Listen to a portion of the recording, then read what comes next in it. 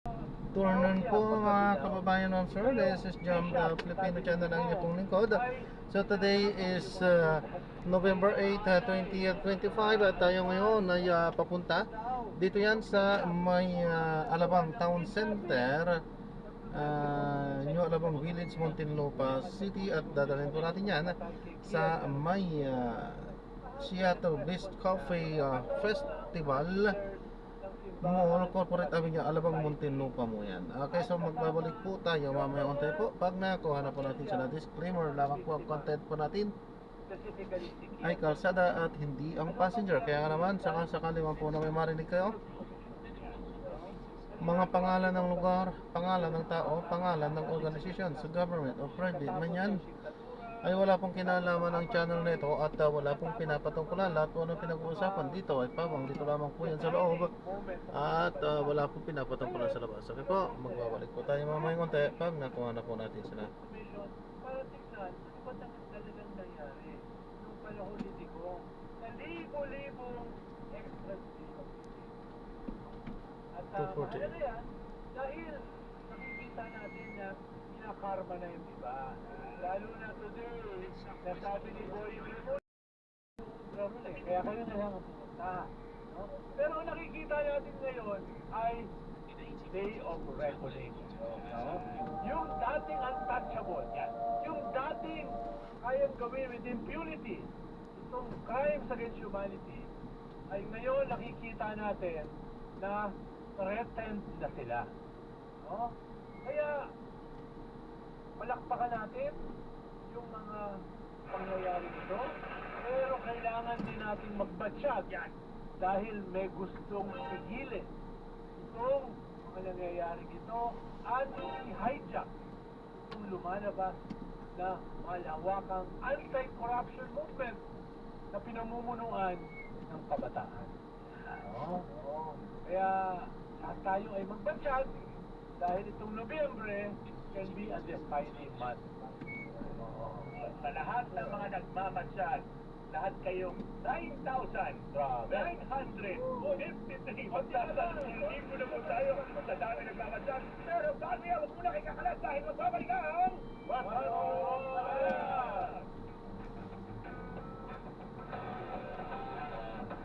magbabalik ang 4 Alas sa DZMM Radyo Patrol 630 at DZMM Teleradyo. Basta AM DZMM.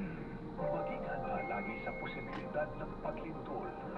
Pag may naramdamang pagyagin, huwag kalilimutan. Duck, cover, and hold. Pag nagkaroon ng sugat o pasa dahil sa pag-iwas sa mga bagay na bumabagsak, lamatan agad ito ng pangunang butas o kaya pumunta sa ospital pag pumunta na ang malalakas na pagyagin. Pag may makabitag ang pader at bahay, huwag munang tirhan ito. Intersection to, wala man lang enforcer. Structural engineer. Lagi makinig ng DZMM Radyo Patrol sa Estrella at DZMM Teleradyo para sa pinakasangutong balita at mga dapat gawin pagkatapos sana. Singit ng mga motor dito.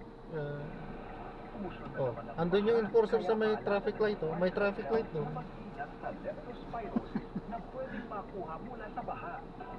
Madumi ang Ayos baha, talaga. kaya hanggang maaari, iwasang lumusok dito. Hugasan ng katawan ng tubig at sabon pagkaahon. Kung makakaranas ng lagnat o masamang pakiramdam sa loob ng 1 hanggang 2 araw matapos lumusog sa baha, kahit walang sugat, kumonsulta agad sa doktor o sa health center.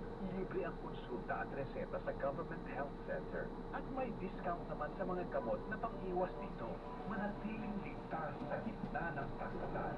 Isang paalala mula sa DZMM Radyo Patrol sa Estrella at DZMM Teleradyo.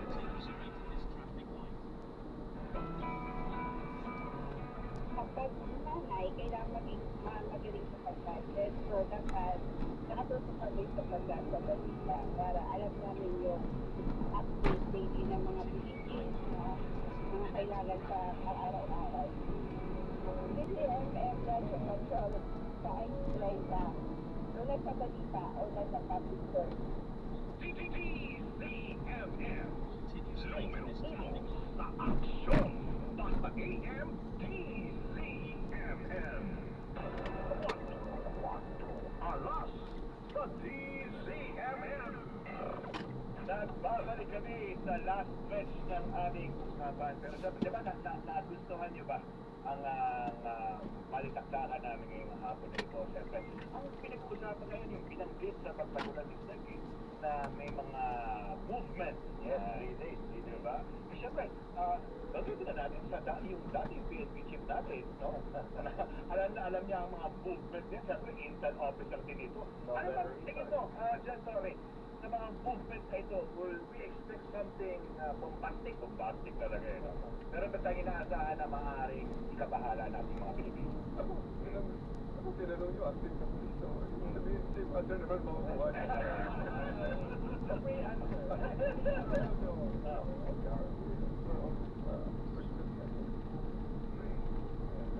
Continue straight in this traffic line.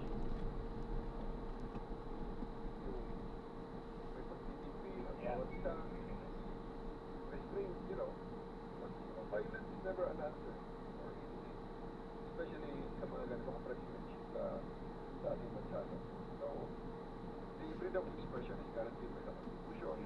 Pero ito ay may mga limits din, and we do hope that even without those touching on those legal boundaries, ang ating mga kababayan ay magkusa na talagang i-observe ang decency and the limits of the rights of one person and the right of another kid. Sabi nga ni Cardinal Abodabin last week, no to military junta, no to revolutionary coup, no to snap election, yes to longer jail terms for plunderers. Yes. So malinaw yung parameters ng ating simbahan na, of course, hindi sila nag-i-intervene politically, pero malinaw yung foundation ng kanilang moral leadership. Hindi ba pwede ito? Sabi nga ni Cardinal David, don't throw the baby with the bathwater. Yes, mahalaga itong anti-corruption. Yes, mahalaga itong ating mga galit, ang ating government. Pero within constitutional for accountability. Continue straight in this traffic line. Yeah, adventurous na pinagdaan. Pero siyempre, sa November 30, yung simbahan at civil society ay yan ang magiging mensahe nationwide. Dahil kumpara doon sa September 21, ngayon ay lahat ng mga parokya ay sasama. Kung nakikita niyo yung mga simbahan ngayon, merong white ribbon. No? To symbolize yung sinasabi, basically, to be as innocent as dove and as wise as serpent. Sabihin, kailangan puro tayo. Mahirap tayo tumaban sa korupsyon. Tayo ay corrupted. Pero kinakailangan din natin maging tuso dahil may mga puwersa na gusto i-hijack yung ating gadget. Magpunta sa ibang mga objectives sa life. And on that note, gusto ko rin sabihin na bukas, pag na-reignite ang rivalry ng Ateneo at Lasal, both Ateneo and Lasal community have asked the people to wear white, naging in solidarity. At gusto kong ulitin yung hamon ko sa mga politiko. Dati ay tumatalo ng ganyang mga laro. At nagtatalunan pa, nakasuot ng West Philippine Sea. Hinahamon ko na tumalo sila dyan sa UAAP Games na yan. No? At kung sila ay dadalo, lahat ng balat ko sa kanila ay kakainin ko at lulukin ko. No? Dahil, ito, anong sinisilaw siya sa mga laro na yan? Then 100 meters into the traffic line.